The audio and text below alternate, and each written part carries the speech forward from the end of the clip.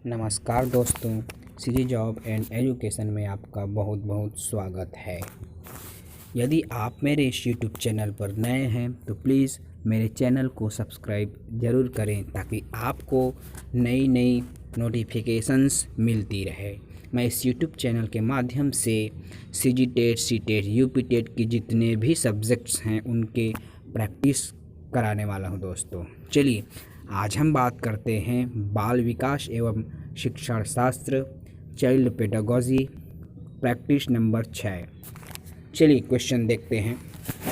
Question number first है, प्रेरणा के लक्ष्य को लेकर किए गए प्रेरणाजन्य कार्य में निम्नलिखित में से कौन सी विशेषता पाई जाती है?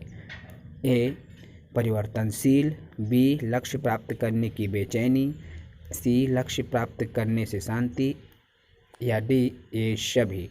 तो प्रेरणा के लक्ष्य को लेकर जब भी कोई प्रेरणादायक कार्य किया जाता है तो उसमें परिवर्तनशील विशेषता होती है, लक्ष्य प्राप्त करने की बेचैनी भी होती है, लक्ष्य प्राप्त करने के बाद एक शांति की भी प्राप्ति, अर्थात ये इसका उत्तर होगा डी ये सभी। प्रश्न 2, यदि आपकी कोई बुरी आदत है और एक शिक्षक होने के नाते आप चाहते हैं कि कोई भी छात्र उसका अनुसरण या उनका अनुकरण न करे, तो आप निम्न में से क्या करना पसंद करेंगे? मतलब आपकी अगर बुराई है, कुछ भी आप में बुराई है, तो आप नहीं चाहते कि बच्चे उस बुराई को अनुकरण करें, तो आप क्या करना पसंद करेंगे? ए उस आदत को छोड़ देंगे, बी उसका प्रयोग छात्रों के सामने नहीं करेंगे, सी छात्रों की अपने व्यवहार में तुलना करना पसंद नहीं करेंगे, या डी अपनी आदत बनाए रखेंगे। तो इसका उत्तर होगा ए उस आदत को छोड़ देंगे। प्रश्न क्रमांक 3, बालकों में करके सीखने का सिद्धांत उपयोगी होता है क्योंकि ए इसमें बालकों का प्रत्यक्ष अनुभव है, बी इसमें बालक सक्रिय या क्रियाशील रहते हैं, सी इसमें बालकों का ज्ञान अधिक समय तक स्थायी रहता है, और डी इसमें बालकों का ज्ञान व्यवहारिक होता है। देखिए इसका उत्तर है सी, बालकों का ज्ञान अधिक समय तक स्थायी रहता है, अर्थात जब भी हम किसी चीज़ को स्वयं करके सीखते हैं तो बहुत समय तक उसको याद रखते हैं, है ना। चलिए प्रश्न 4, बालक के व्यवहार में परिवर्तन करना किस प्रकार का सीखना है? ए स्थायी, बी अस्थायी, सी अपेक्षाकृत, या डी ये सभी। तो बालक में होने वाला परिवर्तन एक अपेक्षाकृत सीखना है। 5वां क्वेश्चन, थॉर्नडाइक के प्रयत्न एवं त्रुटि सिद्धांत में निम्न में से किस पर विशेष बल नहीं दिया गया? देखिए इसमें की पॉइंट आया है नहीं, है ना। थॉर्नडाइक के प्रयत्न एवं त्रुटि सिद्धांत में किस पर बल नहीं दिया गया? ए प्रेरणा पर, बी अभ्यास, सी समझ, या डी इनमें से कोई नहीं। तो इसका उत्तर होगा सी समझ पर बल नहीं दिया गया है। 6वां, आधुनिक शैक्षिक दृष्टिकोण से अधिगम अनुभवों की सफलता में निम्न में से किस पर निर्भर करती है? ए सीखने वाले छात्र की तत्परता पर, बी शिक्षक के व्यक्तित्व पर, सी सीखने वाले की प्रेरणाओं पर, या डी सीखने की परिस्थिति व वातावरण पर। तो आधुनिक शैक्षिक दृष्टिकोण अधिगम अनुभवों की सफलता किस पर निर्भर करती है? सीखने वाले छात्र की तत्परता पर। ए इसका उत्तर होगा। छात्र जितना अधिक सीखने हेतु तत्पर होगा वह उतनी ही सफल होगा। क्लियर है? चलिए प्रश्न क्रमांक 7 देखते हैं। एक बालक में समस्या समाधान अधिगम का प्रत्यक्ष संबंध निम्न में से किस स्तर से है? समस्या समाधान का अधिगम का जो प्रत्यक्ष संबंध किससे है? ए स्मृति स्तर से, बी अवबोध स्तर से, सी चिंतन स्तर से, या डी ये सभी। तो इसका उत्तर होगा सी चिंतन स्तर से। कोई भी समस्या बालकों के सामने यदि आती है तो उसका समाधान कैसे करता है बालक? चिंतन और मनन करके। क्लियर है? चलिए 8वां क्वेश्चन, पुनर्बलन के सिद्धांत के प्रतिपादक कौन है ना? तो ए स्किनर, बी वॉटसन, सी थॉर्नडाइक, या डी बंडूरा। तो पुनर्बलन के सिद्धांत थॉर्नडाइक ने नहीं, वॉटसन ने नहीं, बंडूरा ने नहीं, तो इसका उत्तर क्या होगा? ए स्किनर। क्लियर है? पुनर्बलन का सिद्धांत स्किनर ने दिया था। क्वेश्चन 9, किसी कार्य को सीखने में बालक को दिए जाने वाले पुरस्कार का उस पर क्या प्रभाव पड़ता है? ए, बालक उस कार्य को देर से सीखता है। बी, बालक उस कार्य को जल्दी सीखता है। सी, पुरस्कार का कोई प्रभाव नहीं पड़ता। या डी, ये सभी। तो इसका उत्तर होगा, देखिए, किस कार्य को सीखने से बालक के पुरस्कार पर प्रभाव पड़ता है? तो बालक उस कार्य को जल्दी सीख लेता है ना। पुरस्कार देने से प्रभाव भी पड़ता है, लेकिन दंड और पुरस्कार ज़्यादातर नहीं देना चाहिए, आवश्यकता पड़ने पर ही देना चाहिए। क्लियर है? चलिए प्रश्न क्रमांक 10वां देखते हैं। बालक के संज्ञानात्मक विकास से संबंधित संज्ञानात्मक मानचित्र का प्रत्यय दिया था। ए, बंडूरा ने, बी, टॉलमैन ने, सी, लेविन ने, डी, फ्रायर ने। तो इसका उत्तर होगा ए, बांडूरा ने। प्रश्न 11, एक कार्य के सीखने का दूसरे कार्य के सीखने पर कोई प्रभाव नहीं पड़ता है, तो इस प्रशिक्षण स्थानांतरण को क्या कहते हैं? ए, निषेध प्रशिक्षण स्थानांतरण, बी, शून्य प्रशिक्षण स्थानांतरण, सी, नगण्य प्रशिक्षण स्थानांतरण, या डी, तटस्थ प्रशिक्षण स्थानांतरण। इसका उत्तर होगा, यदि सीखने में कोई प्रभाव नहीं पड़ता तो वह शून्य प्रशिक्षण स्थानांतरण कहा जाता है। प्रश्न 12, शिक्षकों द्वारा अभिभावकों के पास बालकों की मासिक रिपोर्ट भेजने से ए, शिक्षक को गप्पे हाँकने का वक्त मिल जाता है। बी, शिक्षकों को लोकप्रिय बनाता है। सी, शिक्षकों और अभिभावकों का संबंध बना रहता है। या डी, बालक के प्रति शिक्षक का उत्तरदायित्व कम हो जाता है। तो शिक्षक जब अभिभावकों के पास बालक का जो रिपोर्ट कार्ड है वह भेजता है, तो शिक्षक और अभिभावकों के बीच एक संबंध बन जाता है। क्लियर है? चलिए प्रश्न 13, अंतर्दृष्टि के जो सिद्धांत है उसके प्रवर्तक थे। ए, पावलाव, बी, थॉर्नडाइक, सी, कोहलर और डी, स्किनर। तो अंतर्दृष्टि का सिद्धांत किसने दिया था? कोहलर ने। प्रश्न 14, निम्न में से क्या एक बालक के लिए पुरस्कार एवं दंड का एक प्रकार है? ए, बाह्य प्रेरणा, बी, आंतरिक प्रेरणा, सी, भाषाई प्रेरणा, या डी, इनमें से कोई नहीं। तो इसका उत्तर होगा ए, बाह्य प्रेरणा। प्रश्न 15, एक शिक्षक होने के नाते यदि आपका मन अपनी निजी समस्या से ग्रसित है तब आप क्या उचित समझेंगे? ए, बालकों को डांटकर अपना मन हल्का कर लेंगे। बी, बालकों को समझाएंगे नहीं। सी, बालकों को मारपीट करेंगे। या डी, अपनी समस्या अपने तक सीमित रखेंगे। यदि कोई शिक्षक के नाते यदि आपका मन किसी घर की समस्या, पारिवारिक समस्या, आपकी व्यक्तिगत समस्या आपके पास है, तो क्या आप उस समस्या के लिए बच्चों को जिम्मेदार ठहराएंगे या बच्चों पर उसका गुस्सा निकालेंगे? तो नहीं, अपनी समस्या को आप स्वयं तक सीमित रखेंगे। क्लियर है?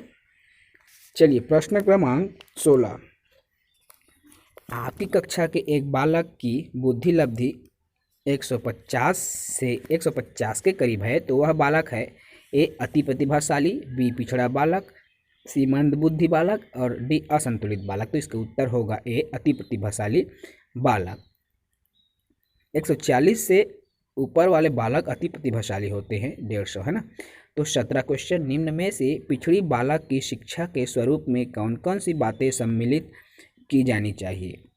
ए, विशेष शिक्षण विधियों का प्रयोग, बी, विद्यालय में विशिष्ट कक्षाओं की व्यवस्था, सी, विशेष पाठ्यक्रम की व्यवस्था, या डी, ये सभी। तो पिछड़े बालक को शिक्षा के लिए कौन सी बातें जरूरी है? डी, ये सभी, है ना। सभी चीज़ों का समावेश पिछड़े बालक के शिक्षा के लिए होनी चाहिए। प्रश्न क्रमांक 18, निम्न में से क्या बालकों के समस्यात्मक व्यवहार का एक कारण नहीं है? ए, निर्धनता, बी, अत्यधिक लाड़ प्यार, सी, मनोरंजन की सुविधा, या डी, अनैतिक व्यवहार। तो समस्यात्मक व्यवहार का कारण नहीं है, की पॉइंट को याद रखना, नहीं है। तो मनोरंजन की सुविधा नहीं है। प्रश्न क्रमांक 19, मौलिकता का गुण किस प्रकार के बालकों में पाया जाता है? ए, प्रतिभाशाली बालक, बी, सृजनशील बालक, सी, धनी परिवार के बालक, या डी, शिक्षित माता पिता के बालक। तो मौलिकता का गुण सृजनशील बालकों में पाया जाता है। इसका उत्तर होगा बी, मौलिकता का गुण सृजनशील बालकों में पाया जाता है। प्रश्न क्रमांक 20, सीखने में छात्रों की प्रेरणा प्रदान करने के लिए एक अध्यापक को आवश्यक है। सीखने में छात्रों को यदि प्रेरणा प्रदान करना है तो अध्यापक क्या करेगा? ए, पाठ में बालकों की रुचि उत्पन्न करेगा। बी, अच्छे कार्यों के लिए बालक की प्रशंसा। सी, बालकों को सामूहिक कार्यों में भाग लेने के अवसर। या डी, ये सभी। तो उत्तर इसका होगा डी, ये सभी, क्योंकि सभी प्रक्रियाएं उनको अपनाना पड़ेगा। 21 क्वेश्चन नंबर। तो बालकों में सीखने की क्षमता निम्न में से किस पर निर्भर करती है? ए, सामाजिकता पर। बी, उसकी व्यक्तिगत भिन्नता पर। सी, उसके परिवार पर। या डी, उसकी संस्कृति पर। तो बालक की सीखने की क्षमता उसकी व्यक्तिगत भिन्नता पर निर्भर करता है। अर्थात प्रत्येक बालक अपने आप में भिन्न है ना, उसमें प्रत्येक बालक में एक कुछ अलग अलग रुचियाँ, उनके सीखने की गति होती है। क्लियर है? चलिए प्रश्न क्रमांक 22। जब माता पिता घर से बाहर जाते हैं तब बालक कल्पना करता है कि उसके लिए खिलौना लाएंगे। यह किस प्रकार का चिंतन है? ए, कल्पनात्मक। बी, प्रत्ययात्मक। सी, प्रत्यक्षात्मक। या डी, ये सभी। जब माता पिता घर से बाहर जाते हैं तो बालक सोचता है कि माता पिता जब घर आएंगे तो कुछ खिलौने मेरे लिए लाएंगे। तो ये क्या है? उनका कल्पना कर रहा है बालक, है ना, तो इसलिए क्या होगा इसका उत्तर ए, कल्पनात्मक। प्रश्न क्रमांक 23। कक्षा कक्ष में शिक्षण प्रक्रिया के दौरान स्वतंत्र चर है। शिक्षक। ए, शिक्षक। बी, छात्र। सी, पाठ्यक्रम। या डी, श्याम पर। तो कक्षा कक्ष शिक्षण प्रक्रिया में शिक्षक एक स्वतंत्र चर है। क्लियर है? चलिए प्रश्न क्रमांक 24 देखते हैं। प्राथमिक कक्षाओं का निरीक्षण कई बार किया जाता है, इसका प्रमुख कारण क्या है?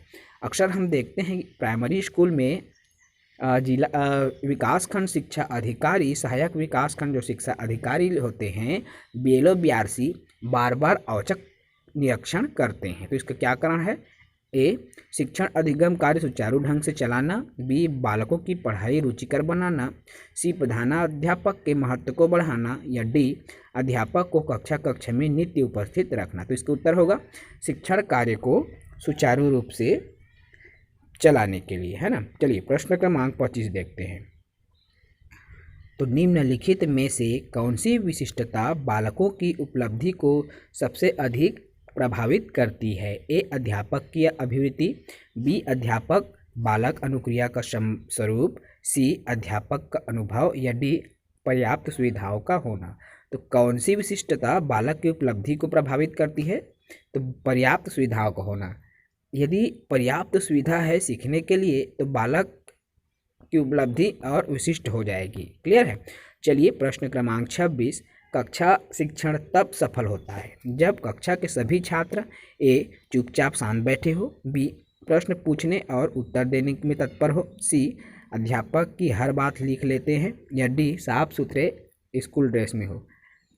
तो शिक्षण तभी सफल माना जाएगा जब बालक प्रश्न उत्तर करे, प्रश्न करने की क्षमता विकसित करे और उत्तर भी देने के योग्य हो। क्लियर है? चलिए प्रश्न क्रमांक 27। तो शिक्षण संबंध स्थापित करने की प्रक्रिया निम्न में से किसके अंतर्गत आती है? ए, शिक्षण और विद्यार्थी के मध्य। बी, शिक्षार्थी और पाठ्यक्रम के मध्य। सी, शिक्षक और पाठ्यक्रम के मध्य। या डी, शिक्षक, विद्यार्थी और पाठ्यक्रम के मध्य, है ना। तो शिक्षण संबंध अर्थात शिक्षा जब देंगे तो तीनों चीज़ें आवश्यक है, स्टूडेंट भी, टीचर भी और पाठ्यक्रम भी। क्लियर है? तो इसका उत्तर होगा डी। चलिए प्रश्न क्रमांक 28। बालकों द्वारा रटना कम करने के लिए निम्न में से क्या सर्वोत्तम उपाय है? कोई भी बालक बार बार किसी चीज़ को रट रहा है तो उनको रटने को कम करने के लिए क्या करेंगे? ए, मूल्यांकन विधि में परिवर्तन। बी, पढ़ने का आग्रह करना। सी, रुचिकर ढंग से सुनने सुनाने का कार्य करें। या डी, प्रधानाचार्य को कक्षा में बुला लाएं। तो इसका क्या है? बच्चों में रुचि लाना, रुचिकर ढंग से सुनने सुनाने का कार्य करना। ठीक है? चलिए अंतिम प्रश्न है। अंतिम और 30वां प्रश्न। एक समूह की भांति कक्षा कक्ष में बालकों के मनोबल को सर्वाधिक सशक्त रूप से प्रभावित करने वाला कारक है? ए, समूह संसजता। बी, सामाजिक परिपक्वता। सी, संवेगात्मक समरूपता। या डी, समूह की एकरूपता। तो रुचिकर तो क्या है? समूह की भांति कक्षा में बालकों के मनोबल में सर्वाधिक सशक्त रूप से उनके मनोबल बढ़ाने के लिए क्या है, सामाजिक परिवर्तन, अर्थात सामाजिक परिपक्वता। समाज में लोगों के बीच जब उसको रखते हैं तो वह परिपक्व होता है, उनका मनोबल परिपक्व होता है। इस प्रकार आज बाल विकास एवं शिक्षण शास्त्र, child development and pedagogy, CDP practice number 6 हमने आज कंप्लीट कर दिया। हम कोशिश करेंगे कि मैक्सिमम 15 से 20 प्रैक्टिस बाल विकास का करा सकें, ताकि आपकी CTET, CGTET, RIT, UPTET जैसे टेट के एग्ज़ाम्स हैं, पात्रता परीक्षा है, उसमें आप बेहतर तरीके से परफॉर्म कर सकें। Thank you.